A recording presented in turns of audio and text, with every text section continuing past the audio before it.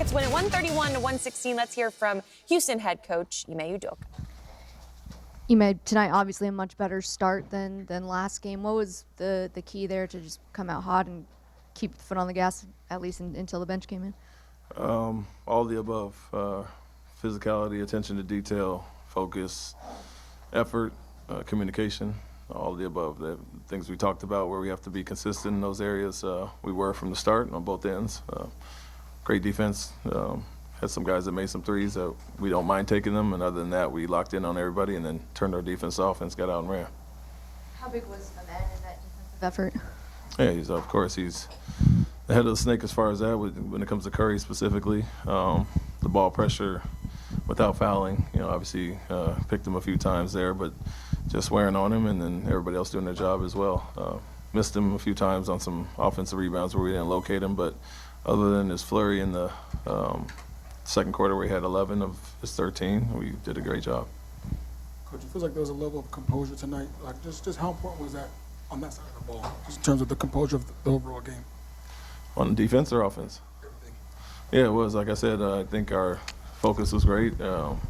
Feels like we're getting more consistent recognition of what they're doing throughout the series as it goes on, trying to wear them down and taking away certain actions, and we did that. And try to make them make plays and not run their plays. And so when they have to beat us one-on-one, we feel that's to our advantage. And obviously everybody's locked in on that tonight, swarming around, and played great on both sides. How much of an advantage is it when Fred is playing like the way he's been playing the last 3 games?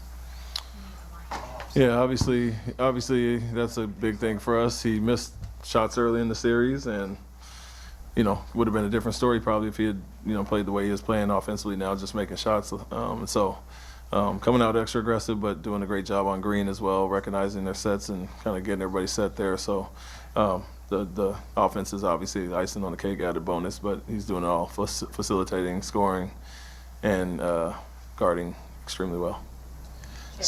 Since this is this group's first go round in the playoffs, you get a chance to learn something about them each time out. Considering the stakes, what did you learn about your group tonight with their backs against the wall? Yeah, I mean, like I said, I think our recognition has grown through the series. We like it to happen overnight our first game, but take some time, and we're taking away certain things, and that's obviously going to be beneficial to us. But we haven't quit all year and don't really back down from challenges, so expect us to come out with that effort and focus tonight. And so obviously locked in there and have to go do it in San Francisco next. Fred ties the game 104-104 back in game 4. Then he had 14 early kind of points tonight. Does he feel, or do you think he feels in big moments he's the catalyst for you guys? He needs to get you guys going? I think he takes whatever the game gives him, and they're keyed in on Jalen a lot, and he can free up there a little bit and create those advantages for himself, but also make the right reads like he usually does. So he's not the type to force it. Obviously, like I said, wasn't shooting at his best the first few games, but had the same great looks and has been knocking them down, so it's a little bit different now. But whatever it takes, he's not a stat guy. He's a winning guy. Ime has done more on ball as the series has progressed. Was there a turning point for him in terms of figuring it out on the offensive end? Yeah, I mean, he has an advantage. It's you have to create certain driving lanes for him, get our spacing correct, and not just make it as vanilla as it was early. Him driving downhill against a big. They do switch some guys that we feel we have favorable matchups with him with his size and athleticism, and he's doing a really good job at attacking and finishing as well. So you lump it into Fred and Jalen, some of the guys that were missing shots early, he was as well. And the last 2 games, he's kind of found his rhythm, and the shots are going in now, so it looks different. Defensively, you were able to hold Curry and Butler to just 13 and 8 points respectively. I know you talked about Ime's presence on that side of the ball earlier, but just overall, how did you feel about the entire team effort to kind of limit those guys tonight? Yeah, I mean, it starts with Ime and Dillon with those matchups, but there's like you said, especially on Curry, a full team effort, and he got loose in transition at times in a few games, but I think our recognition there was better. Still lost him on the offensive rebounds, have to locate him there, but to your point, like I've always said, their whole team is geared toward getting them shots, and we have to be locked in and communicate on the defensive end. It's not just one guy guarding them, it's everybody being on point with their recognition, communication, and Fred's a big piece of that, you know, with guard and Greeden, knowing the actions they're going to run. So, hell of a job by everybody. Like I said, he had that little spurt in the second quarter, but other than that, hell of a job tonight. Ime, here, one of the Warriors broadcasters tonight on the broadcast accused Dillon Brooks of intentionally swiping at Curry's right thumb. How would you respond to that? I wouldn't. If that's the response, I wouldn't.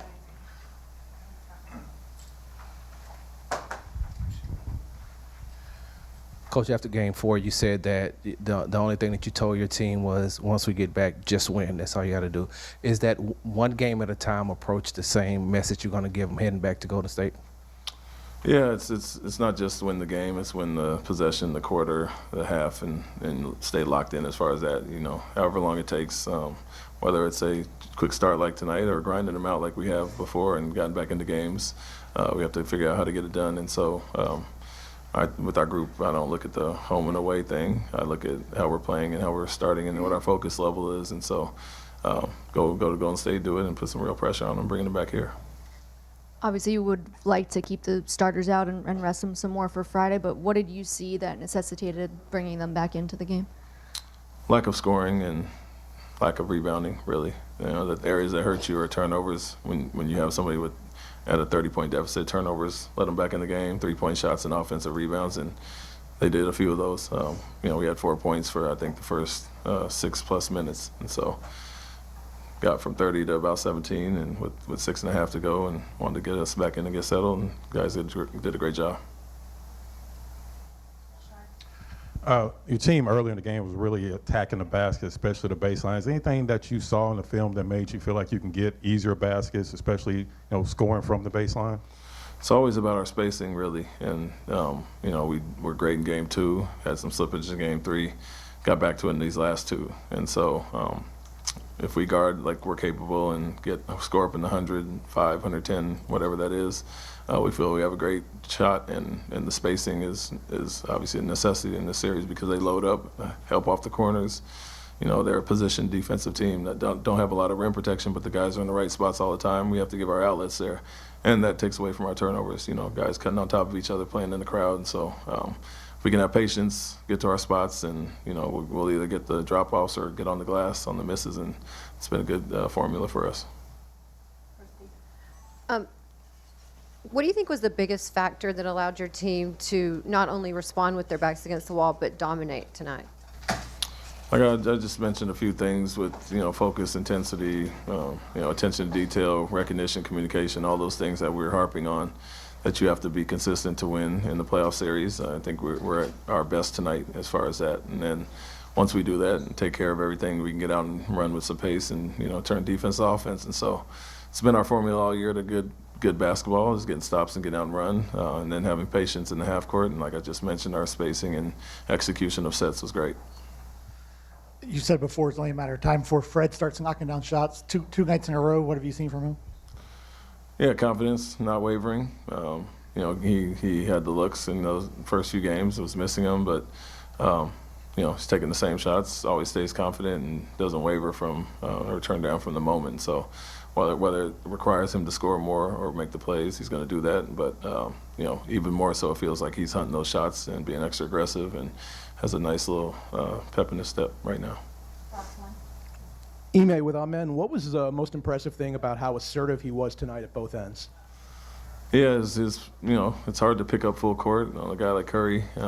Obviously, they're setting high screens for him, so playing without fouling is a big thing. Obviously, he got his hands on a few balls and got those steals and ignited us there, but that's kind of what he does, regardless of the opponent. And defensively, though, that's one thing, but offensively, finding his rhythm, getting downhill and attacking. Other than the first turnover we had, he was decisive on his drives to the basket, and like they said, got the drop-offs, got the lob threat, all the above. He's setting screens, handling, playing in the dunker, and so very well-rounded game, and made a few jump shots as well. Thanks, Coach. Thank you. Then some of the Houston Rockets players, we have got Alperen Sengun and Dillon Brooks speaking with the media. Dillon, what did you think was the key to you guys coming out here tonight and getting such a decisive victory? I would say not changing anything. keeping to the game plan, following the game plan to a T, and you know our ball pressure was amazing tonight. It rattled a lot of their players, and you know we need to somehow replicate that same game on the road. This is for Dillon. It seems like as soon as they put a smaller player on you, you go straight to the post, and you've had a lot of success, especially against Curry. Is that something you knew you'd be able to take advantage of coming into this series? Yeah. A lot of the work I put in the summer was for that very thing. Last playoffs I was in, I couldn't shoot the ball. I couldn't, you know, score the basketball. Everyone thought I was a defender, and that's what I did because of that. But, you know, over the summer, I wanted to get past that hump and get back to where I was before. And, you know, that's where I get a lot of success is in the post, track double teams, and either, you know, I shoot the ball for myself or I play make to get open shots. So that's just my role on this team. Dillon, Jabari had mentioned being nervous. Jalen said the lights were bright. Amen told me he felt like he wasn't playing like himself. But what have you liked about the way that the young guys, Alperen included, are growing throughout their first playoff series? You know, they're sticking to, you know, the details of the playoffs. Every possession matters. Every loose ball, rebound, shot we take, it matters. And that's nothing to get, you know, worked up or get tight about. It's just, you know, understanding that, you know, you can't turn over the ball. We need possessions, and we need good possessions. And I feel like, you know, young guys are learning, you know, how to, you know, leave their imprint on the game. And, you know, some nights might not be your night, but, you know, somehow you got to find a way to impact the game. If it's, you know, playmaking, how JG did playmake tonight. If it's, you know, scoring and doing it all like LP, or, you know, giving, you know, a little bit of, you know, life if you're coming off the bench like Jabari. All those things add up into wins, and, you know, that's what we need every game, every minute. This is for Dillon. Amin Thompson had 8 stocks tonight. What did you see from him defensively in this one? He was, you know, he took it personal, and that's what we need from every single night. You know, as a defender, you have to take the matchup personal. And he took it personal tonight. He was reading, you know, Steph, you know, reading a lot of the guys staying in front, being disciplined on the defensive end without reaching, without getting fouls. And we need that in men, you know, every single game, because we're going to go against guys. We're going to go against Steph again. You know, we need that same type of mentality, that tenacity that he was playing with. And it gives us a lot of energy. It gives us a lot of, you know, extra possessions, and it makes their best player timid and think. And, you know, that's what we need, you know, for their best players to try to think the game instead of playing in the flow. Alpy, 5 games into this series, and every game you've gotten more and more effective. Are you starting to recognize earlier what they're trying to do to you on the defensive end? I mean, yeah, you know, we watch film every after the game and see what they're doing, what they're not doing. So this is 5 games they let me play with. They let me play one-on-one with Drummond, and when somebody else got me, they bring in help. So I just know what it is and trying to find my guys. And you know, when they start the game hot like that, I'm just like, you know, trying to do my job, set a good screen and good defense. Dillon, one of the Warriors broadcasters tonight said, Well, Fred VanVleet followed up his 25 points in Game 4 with 26 tonight in Game 5. He was 4 of 6 from the 3, perfect from the free throw line. All the Rockets players really improved their free throw percentage tonight. Now it's time to hear from Fred VanVleet after this win. Fred, the resilience and fight that you guys showed tonight to bounce back, is that something that you've seen develop over the course of this season or over the past several seasons, or, you know, how do you think that that's progressed since you've been here? It's just who we are, honestly. It's been here since I got here. It's one of the first impressions that I had with this group is just how tough and resilient that they are, and may not always get it right.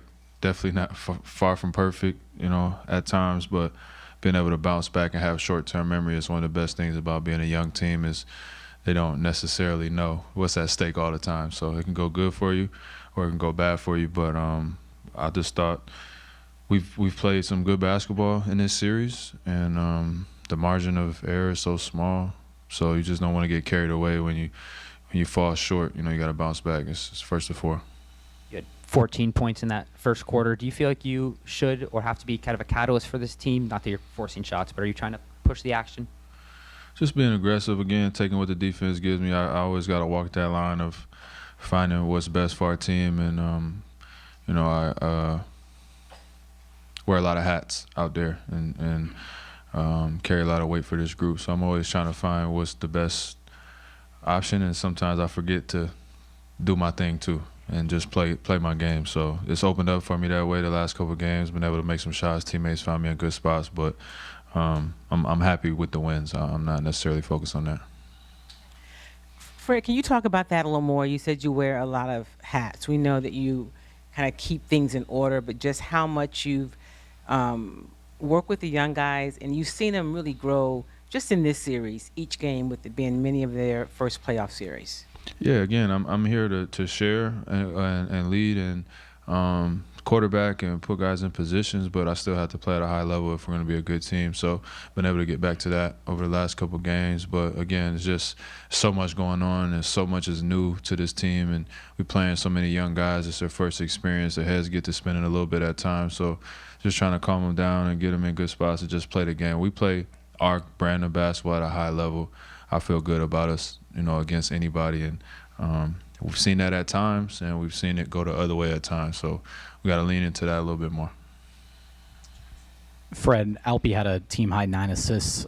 What does that do for you and kind of everybody else when he's facilitating at that level? It makes our offense that much more dynamic, gives guys easy shots. He can do that whenever he wants to. He's such a gifted scorer, but continue to read the defense. They're kind of bluffing a little bit, or doubling or not doubling, or sending help on the spin. So he's got to continue to read that, and that's part of his development as a go-to guy. But he can draw and kick whenever he wants to and get guys shots. And so we just got to be ready to knock him down. And obviously the more we make, the more willing he is to pass it. So it's kind of a chicken and the egg thing there. But we continue to need him to create shots for himself and for others. And he's done that at a high level.